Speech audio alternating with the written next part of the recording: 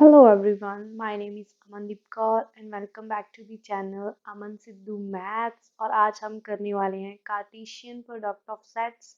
Now let's start the topic with Cartesian product of sets.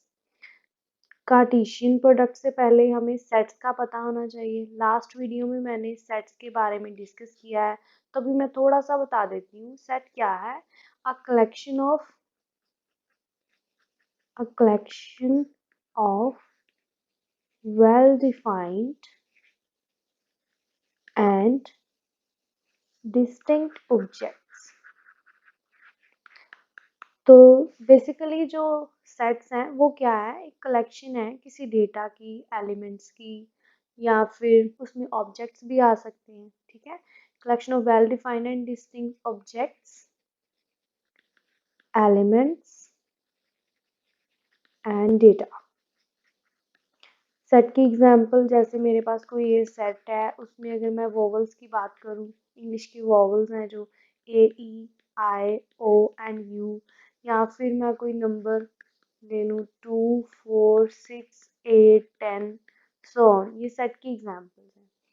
तो अब हम आते हैं अपने main topic Cartesian product of sets. Cartesian product of set की बात हो रही है, इसको हम पहले एग्जांपल लेके समझते हैं.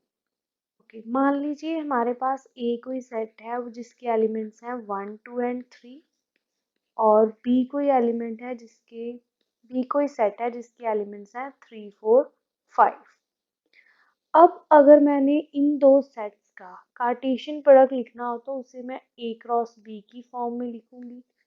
और इसे लिखने का ये मीनिंग है कि ए का जो फर्स्ट एलिमेंट है उसे पहले सभी बी के एलिमेंट्स के साथ लिखना है, फिर 2 को लिखना है सभी बी के एलिमेंट्स के साथ, फिर 3 को.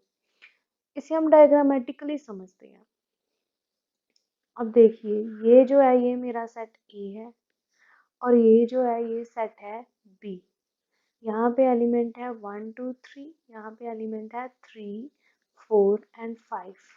अब हमने जब ए क्रॉस बी लिखना है, जब उसका कार्टेशियन प्रोडक्ट लिखना है, तो पहले मैं ए एलिमेंट को 1 और ए के एलिमेंट 1 को इन तीनों के साथ लिखूंगी.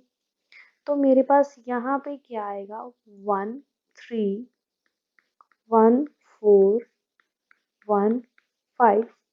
नेक्स्ट मैं 2 को बी के सभी एलिमेंट्स के साथ लिखूंगी. तो मेरे पास यहाँ पे क्या आएगा? 2, 3, 2, 4, 2, 5. नेक्स्ट हमारे पास 3 है, मैं 3 को फिर बी के सभी एलिमेंट्स के साथ लिखूंगी. तो मेरे पास क्या आएगा यहाँ पे? 3, 3, 3, 4 एंड 3, 5. तो ये जो सेट आ रहा है ना मेरे पास ए क्रॉस बी का, ये होता है कार्टेशियन प्रोडक्ट ऑफ सेट्स. तो इसे अगर मैं इसकी डेफिनेशन की बात करूं तो क्या होएगी? इसकी डेफिनेशन की बात करते हैं कि मेरे पास given two non empty sets A and B, the Cartesian product A cross B is the set of all ordered pairs of elements from A and B. That is symbolically अगर मैं इसको लिखूं तो ये होएगा A cross B, A Cartesian product of B. क्या आएगा मेरे पास? ए एंड बी, वेयर जो ए है वो सेट ए से आ रहा है एंड जो बी है वो सेट बी से आ रहा है. और यहाँ पे जो ऑर्डर्ड पेयर का मीनिंग है वो ये है कि पहले एलिमेंट सेट ए का ही आएगा, बाद में बी का. अगर मैं अपनी इस एग्जाम्पल की बात करूँ तो यहाँ पे जो 1, 3 है ये एक ऑर्डर्ड पेयर है. ऑर्डर्ड पेयर का मीनिंग है 1, 3 और 3, 1. ये जो है ये डिफरेंट चीज़ है. यहाँ पे 3 जो है वो एलिमेंट अगर आगे आ जाए यहाँ पे, तो ये 3 तो यहाँ पे सेट बी में भी था, लेकिन अगर मैं 1 4 की बात करूँ, ठीक है, तो 1 4 और 4 1 ये डिफरेंट थिंग है। 4 जो है वो सेट बी का एलिमेंट है, ये ए का एलिमेंट है, बट मैं 1 4 क्योंकि मैंने ऑर्डर्ड पेयर में लिखना है तो पहले सेट ए का एलिमेंट आएगा, बाद में सेट बी का एलिमेंट आएगा। तो हेयर ऑर्डर्ड पेयर का यही मीनिंग है कि जो पहला एलिमेंट है वो सेट ए से आना चाहिए, दूसरा एलिमेंट जो है वो सेट बी से। तो कार्टेशियन प्रोडक्ट क्या है? दो हमारे पास नॉन एम्प्टी सेट होंगे A and B. Cartesian product होता है set of all ordered pairs of elements from A and B. तो इसको मैथमेटिकली ऐसे लिखा जाता है कि ए और बी, और ए जो है सेट ए से आ रहा है और बी जो एलिमेंट है वो सेट बी से आ रहा है। नेक्स्ट हमारे पास है रिमार्क्स। फर्स्ट जो है, two ordered pairs are equal if and only if corresponding first elements are equal and the second elements are also equal।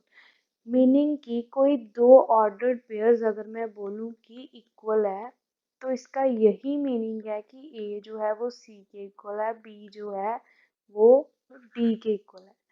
तो बेसिकली हम दो जो ऑर्डर्ड पेयर्स हैं उनको तभी इक्वल बोल सकते हैं जब उनके एलिमेंट्स सेम होंगे।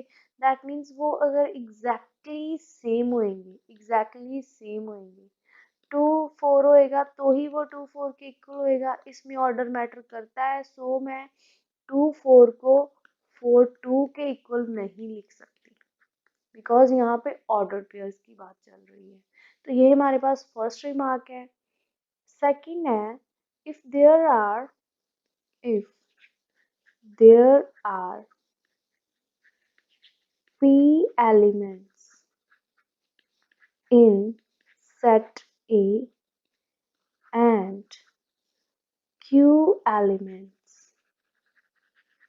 in set B, then their Cartesian product A cross B have pq elements।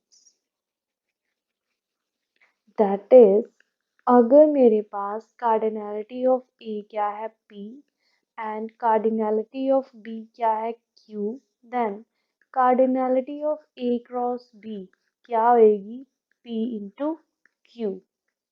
इसकी अगर मैं एग्जांपल की बात करूँ, अगर मेरे पास कोई सेट ए है उसमें 1 2 दो एलिमेंट्स हैं और बी सेट में एक एलिमेंट है, तो इसकी कार्डिनैलिटी क्या है 2, इसकी कार्डिनैलिटी क्या है 1। तो अगर मैं ए क्रॉस बी की बात करूँ तो वो क्या सेट होएगा 1 इंटू 1 एंड 2 इंटू 1। इसमें दो एलिमेंट्स आए तो यहाँ से तो दो आए। अगर मैं अपने फॉर्मूला जो मैंने लास्ट रिमार्क पढ़ा है उसके accordingly cardinality of A cross B क्या होएगी, cardinality of A into cardinality of B. तो कार्डिनैलिटी ऑफ ए 2 है, कार्डिनैलिटी ऑफ बी कितनी है 1, ये मल्टीप्लाई होके 2 आएंगे और हमारे पास ए क्रॉस बी में एलिमेंट कितने थे 2। ये मीनिंग है उस रिमार्क का। आई होप यू अंडरस्टैंड। नेक्स्ट हम इसकी कोई एग्जाम्पल करते हैं। एग्जाम्पल है,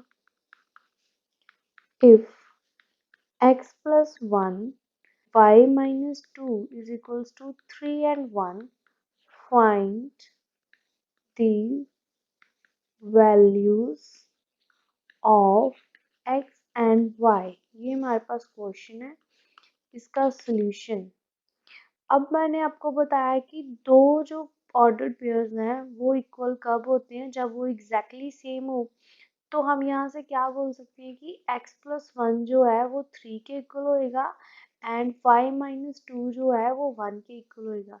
तो यहाँ से क्या आएगा 3 minus 1, x is equals to 2 और here we get y is equals to 1 plus 2, y is equals to 3।